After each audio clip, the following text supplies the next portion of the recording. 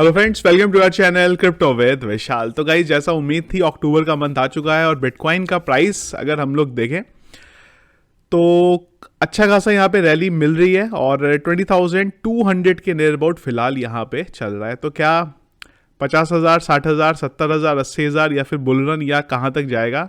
और उसी के साथ साथ थोड़ी देर पहले ही टेलीग्राम पे एक मैसेज डाला था मैंने बिटकॉइन के पंप से रिलेटेड, और एक यहाँ पे लिखा हुआ है बट। क्या है बट और क्या रीजन है सबसे बड़ा फिलहाल जो प्राइस के मूवमेंट में हमें सडन एक पंप यहाँ पे दिख रहा है? फटाफट उसके बारे में आज के वीडियो में बात करेंगे। सबसे पहले चलेंगे क्रिप्टो एनालिसिस के वेबसाइट पे और एक बार मार्केट का ओवरऑल हालात जो है देखते हैं। तो अगर हम लोग बात करें यहाँ पे मार्केट कैप की तो वो तकरीबन जो कल का नंबर था हमारा उसी के बराबर है। वॉल्यूम में ज़रूर हमें तकरीबन 17% का अब जो है दिख रहा है।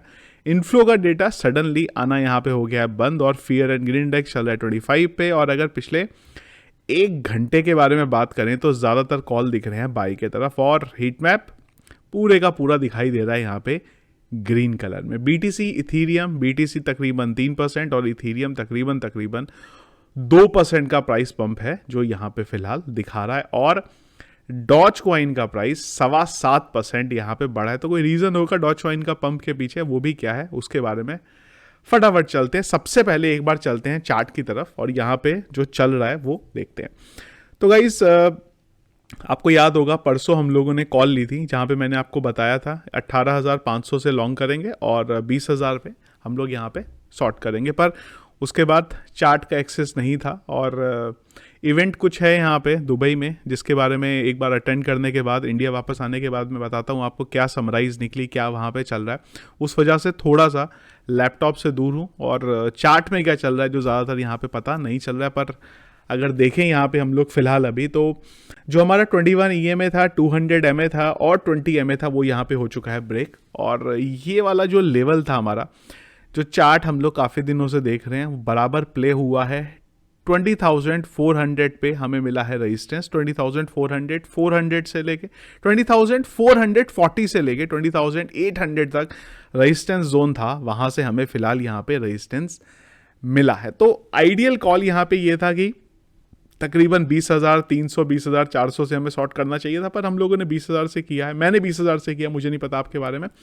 और मैंने ये भी आपको बोला था कम लेवरेज से करेंगे कि ज़्यादा कुछ इशू हुआ तो उसको एवरेज करते रहेंगे। तो एवरेज यहाँ पे फिलहाल मैं करता रहा हूँ, पर एक थोड़ा सा गड़बड़ हो गया कल एवरेज में। गड़बड़ क्या हुआ कि मैंने जो यहाँ पे बाइंग लगा के मैं सो गया था और मैंने जो बाइंग लगाई थी वो लगाई 200,500 पे, जबकि लगानी चाहिए थी 2050 पे। तो वो बाइंग यहाँ पे नहीं हुई जिस वजह से ज़्यादा अच्छे से प्राइस एवरेज नहीं हुआ है। तो फिलहाल जो उम्मीद यहाँ पे दिख रही है 20,400 से लेके 20,800 के बीच में एक रेजिस्टेंस है और हो सकता है थोड़ा एक हल्का सा करेक्शन के बाद हम लोग इसको ब्रेक करें और ऊपर भी जा सकते हैं।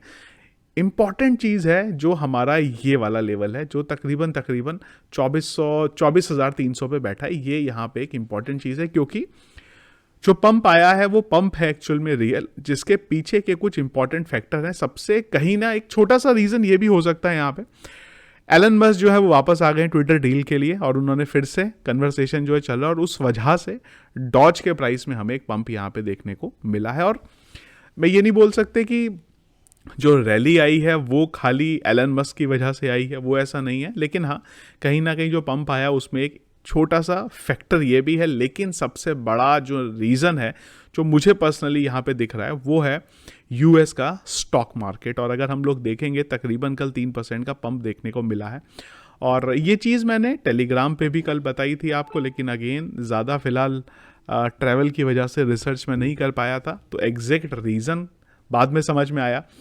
तो रीज़न ये रहा है पूरे का पूरा जो मार्केट में अभी हमें एक रैली देखने को मिली है, स्टॉक मार्केट में यूएस में रैली देखने को मिली है, वो रहा है यहाँ पे कि यूएन ने फेड को बोला है यहाँ पे कि भाई आपको जो इंटरेस्ट रेट बढ़ा रहे हो आप उसको स्लो करना पड़ेगा और अगर आप ऐसा नहीं करोगे तो वो सब चीज़ों के लिए यहाँ पे प्रॉब्लमेटिक हो सकता है आने वाले टाइम में। वही एक इम्पॉर्टेंट फिलहाल सबसे बड़ा फैक्टर आया जिसने मार्केट को यहाँ पे एक रैली दी।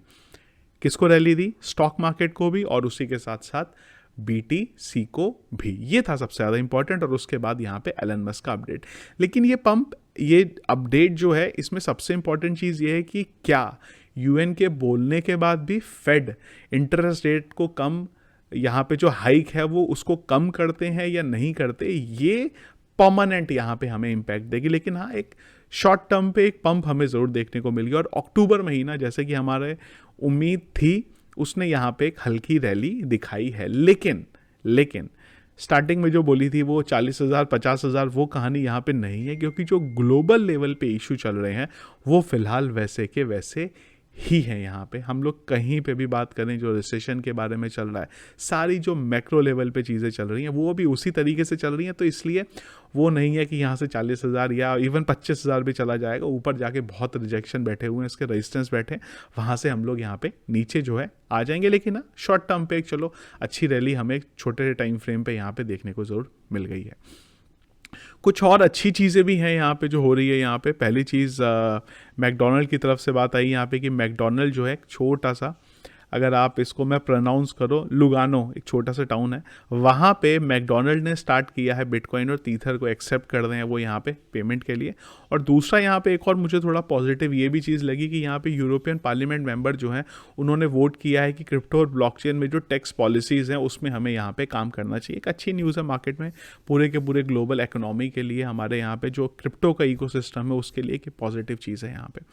तो अभी ये देखना पड़ेगा कि ये जो न्यूज़ से एक हमें मार्केट में एक रैली देखने को मिली स्टॉक में भी, और स्टॉक की वजह से क्रिप्टो में भी, वो कब तक यहाँ पे रहती है। मुझे पर्सनली ये है कि रेजिस्टेंस की जहाँ से उम्मीद थी वहाँ हमें मिला है, और ये वाला जो लेवल है ये एक क्रिटिकल यहाँ पे ज़रूर रहेगा 20,400 से 20,800 का, क्योंकि अगर आप देखेंगे भी तो इसको पास्ट में भी ना हमें तोड़ने में काफ़ी टाइम लगा था। अगर आप देखें तो ये एक पूरा टाइम इसको लगा था, एक रैली आई, और उसके बाद हम लोग जब से नीचे आए हैं, अभी आप देखेंगे, ये मैं आपको बता रहा हूँ सितंबर से लेके 13 सितंबर से अभी तक भी, तो हम लोग इसको ईजिली यहाँ से ब्रेक नहीं कर पाए हैं। अगर ये ब्रेक हो भी गया इंपॉर्टेंट लेवल, तो उसके बाद हमारे पास ये है, ये भी लेवल इवन फिलहाल जैसी चीज़ें हैं उस हिसाब से ब्रेक होता हुआ बहुत कम चांस है। मतलब आप बोल सकते हैं कि 23,000 पे भी जाना फिलहाल अभी हमारे लिए मुश्किल है, और अगर ये निकल भी गया तो यहाँ पे एक बहुत बड़ा रेजिस्टेंस हमारे लिए ऑलरेडी बैठा हुआ है। तो शॉर्ट टर्म पे हमें थोड़ी बहुत रैली दिख सकती है, लेकिन थोड़ा लंबे टाइम फ्रेम की बात करें तो हमारे लिए फिर से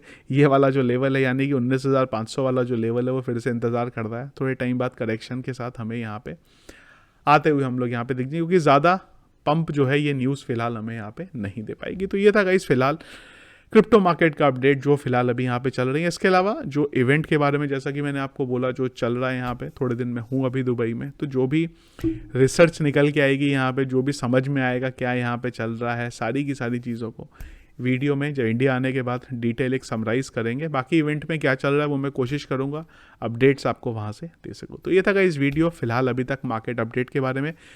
इसी के साथ एक चीज़ और, पहले मैंने बोला भी था कि ट्रैवल की वजह से रेगुलर आपको अपडेट जो है वो थोड़े डिले मेरी तरफ से हो सकते हैं, तो प्लीज़ उसको थोड़ा सा यहाँ पे आप एडजस्ट करिएगा। ये तक इस वीडियो पसंद आया आपको, इसको लाइक और शेयर जरूर कीजिएगा। चैनल में अगर आप नए हैं, फर्स्ट टाइम मेरा वीडियो देख रहे हैं, तो चैनल को सब्सक्राइब कर लीजिएगा। Thank you friends.